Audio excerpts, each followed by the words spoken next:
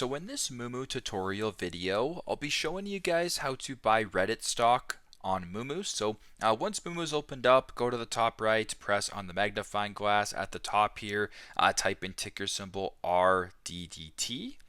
At the top it says Reddit, press on that. Once you're on the Reddit stock page here, just go to the bottom left and press on the orange trade button and then press on buy. Now once you're here, what I want you to do is to actually adjust your settings here for whatever you're looking to do. So if you want to change the session that it's bought in, you can do that. If you want to change this from a limit to a market or a market to a limit, you can do that as well in regards to the order type.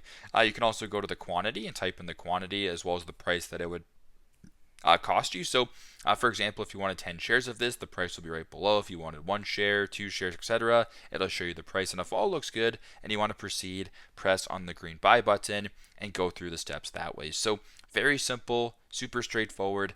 That is how to buy Reddit stock here on Moomoo. Thanks again for watching, and I hope this video helps.